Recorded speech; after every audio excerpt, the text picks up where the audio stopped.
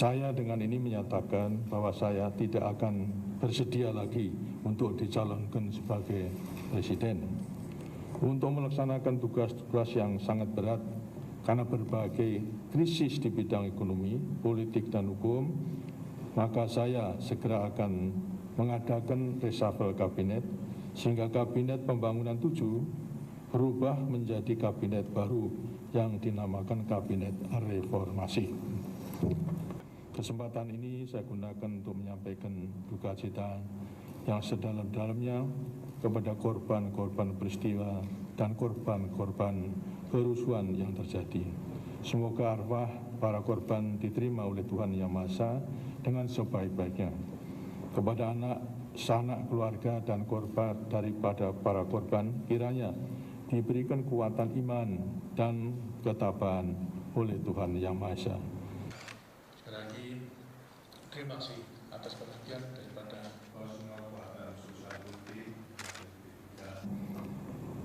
Saya juga pendirian untuk tidak menjadi presiden. Saya bertekad ngaman dito. Dalam arti saya akan mendekatkan diri dengan Tuhan, kemudian mengasuh anak-anak dengan sebaik-baiknya selalu menjadi warga negara yang baik. Kepada masyarakat, saya akan memberikan nasihat kepada negara dengan sendirinya, tuturi handayani, menggunakan segala apa yang kita miliki untuk membantu dan negara tersebut.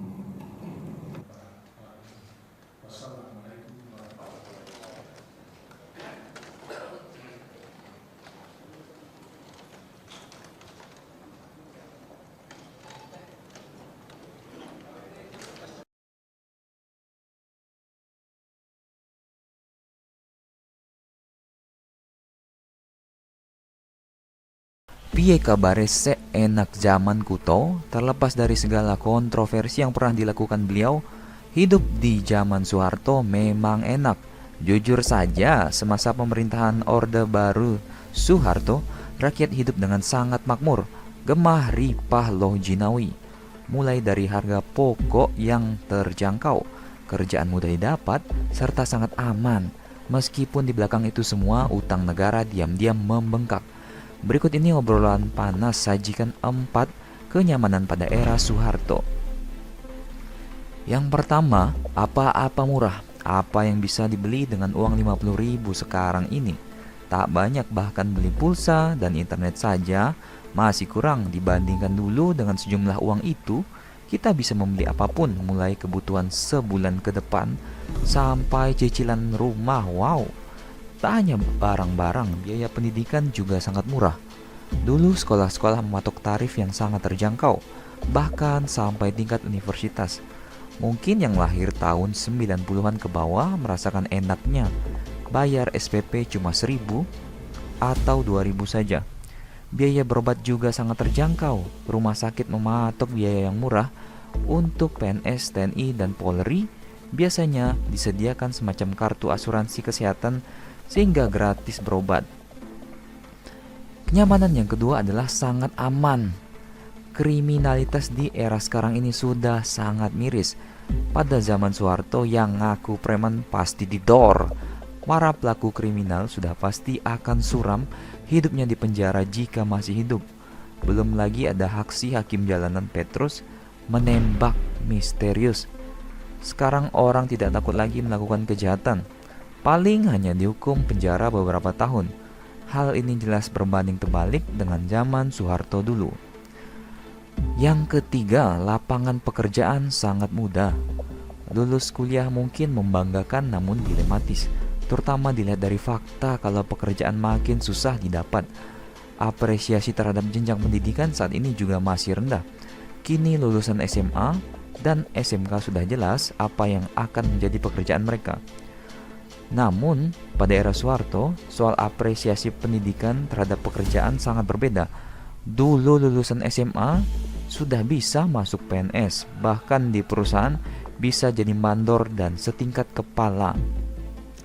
Yang keempat, dolar hanya seharga Rp378, guys. Wow, Nilai tukar dolar hari ini sekitar 13.400-an. Angka itu sudah lumayan bagus dibandingkan dengan beberapa bulan lalu yang mencapai 14 ribuan. Jika dibandingkan dengan era Soeharto, tentu saja angka ini bisa dibilang gila. Bagaimana tidak, dulu dolar hanya 300-an pada tahun 1971. Dampaknya seperti yang diungkapkan, apa-apa menjadi sangat murah dan terjangkau. Angka 300-an ini kemudian naik pada tahun 1997 menjadi 2.500. Sepeninggal Soeharto di tahun 1998, dolar pun melesat dan meroket, mulai dari peningkatan hingga 5.000 sampai menembus 16.800 di era Presiden Habibie. Namun berhasil diupayakan hingga di akhir masa jabatannya bisa ditekan menjadi 7.000 saja. Bagaimana menurut kalian tentang kepemimpinan Soeharto, sang bapak pembangunan?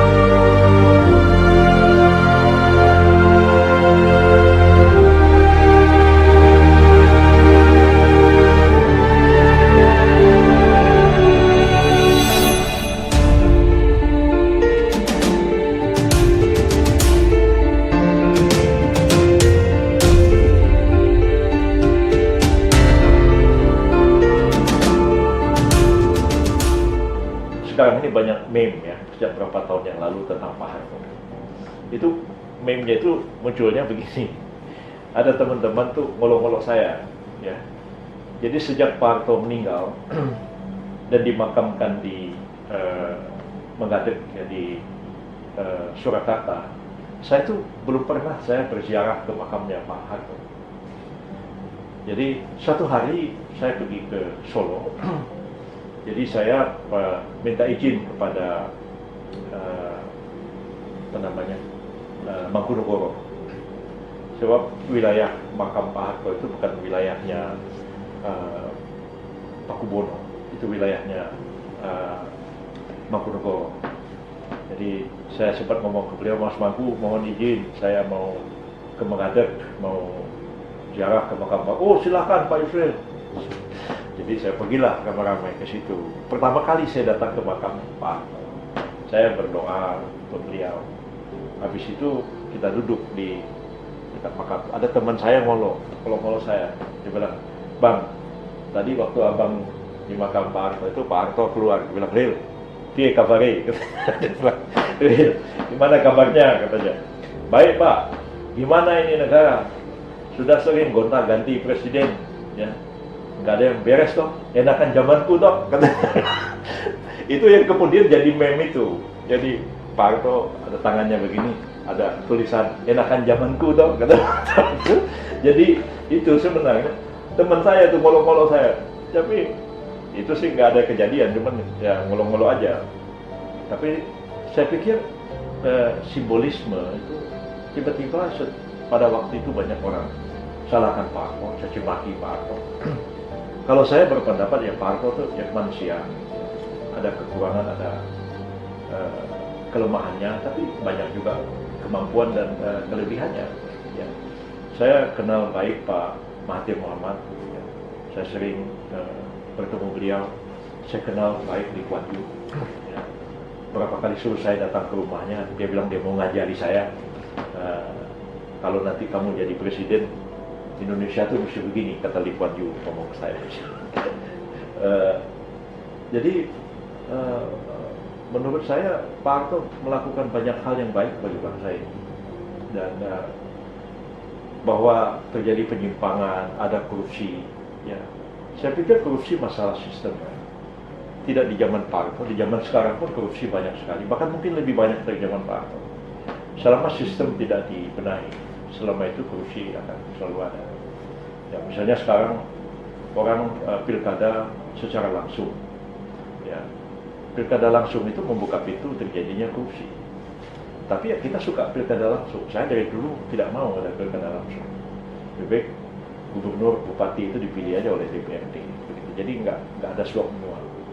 Nah, jadi selama sistem buruk ya selama itu juga korupsi itu akan ada. Tapi saya pikir Pak Harto sudah meletakkan dasar-dasar ekonomi menjadikan Indonesia ini sebuah negara yang cukup alasan untuk menjadi sebuah negara maju. Tapi krisis tahun 97 itu membuat bangsa ini setback ke belakang. Dan Pak Mahathir bilang ke saya, tiba-tiba rakyat Indonesia menjadi miskin. Kalau dilihat dari segi GNP, misalnya pada waktu itu GNP Indonesia katakanlah kira-kira $1.000 GNP. Tapi dengan itu dikonversi dalam rupiah. Pada waktu itu satu US dollar 2.500 rupiah. Tapi kalau satu rupiah 15.000 kan tiba-tiba orang Indonesia kan jadi miskin dan utang menjadi besar. Dan itu yang terjadi. Tapi setelah 20 tahun, 15 tahun Pak Harto tidak jadi presiden lagi. Ya. Apa yang ditulis dalam meme itu betul. Sudah sering gonta-ganti presiden, enakan zamanku kata Pak Harto. Enakan masih lebih baik keadaan zamannya Soeharto. Walaupun dari segi politik ya Pak Harto agak menggunakan militer, agak menekan.